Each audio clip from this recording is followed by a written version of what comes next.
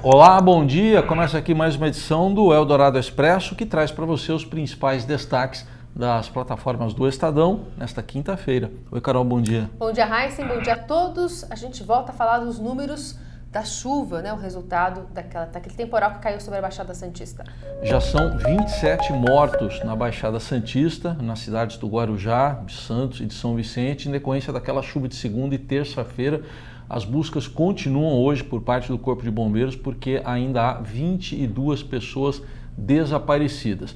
Dessas 27 mortes até agora, a maioria do Guarujá, 22 lá, 3 em Santos e 2 em São Vicente. O Estadão acompanha todas as buscas e traz as histórias, os dramas dessas pessoas que perderam tudo, que estão desalojadas e que viram a tragédia de perto na Baixada. A gente acompanha. Dólar abre mais uma vez pressionado, já bateu R$ 4,61 nesta quinta-feira, a 12ª alta consecutiva. Há muita pressão por conta de uma perspectiva de que o Banco Central aqui do Brasil vai seguir os seus pares internacionais e pode também cortar a taxa básica de juros, a Selic. Ainda na área econômica, a gente está de olho na agenda do presidente Bolsonaro aqui em São Paulo. Ele vai conversar com empresários da Fiesp, empresários paulistas, e vai trazer junto o ministro Paulo Guedes, que ontem não demonstrou surpresa, né, em relação ao PIB brasileiro ter chegado a 1,1%, um resultado considerado frustrante por boa parte da área econômica do Congresso.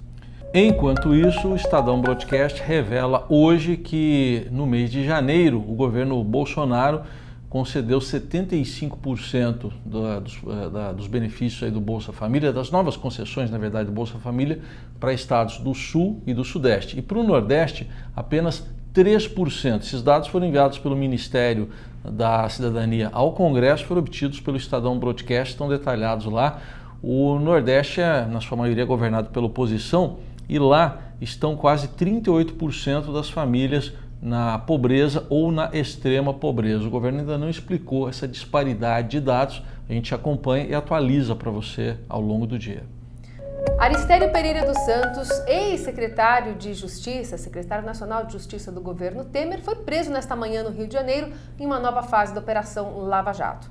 Ele é acusado de corrupção, lavagem de dinheiro e de ter ajudado na fuga do empresário Arthur César de Menezes, o Rei Arthur.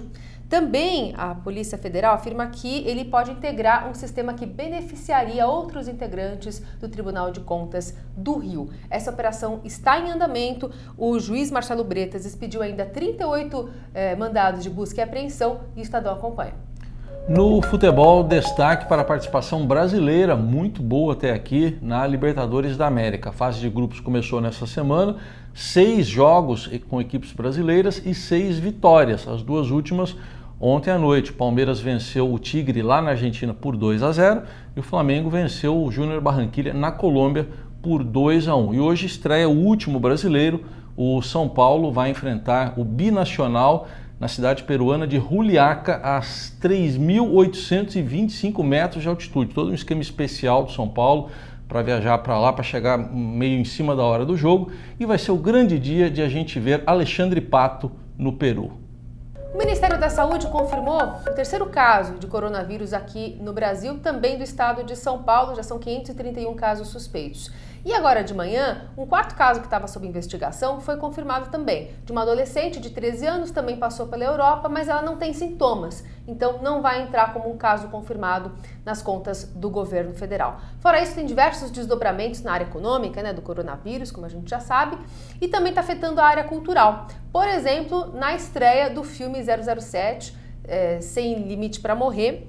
E aí, esse filme deveria estrear em abril, aliás, é Sem Tempo para Morrer. Deveria estrear em abril, só que agora passou para novembro, por conta justamente desse surto, né, concentração de pessoas, uma estratégia que está sendo utilizada para outros eventos culturais também ao redor do mundo, e a gente tem reportagem especial no Estadão para você acompanhar. Desse jeito pode ter uma inflação de filmes aí para a gente ver no fim do ano. Mais para o fim do ano, né? A gente acompanha estes e outros assuntos nas plataformas do Estadão. Uma ótima quinta-feira para você. Até amanhã. Até sexta.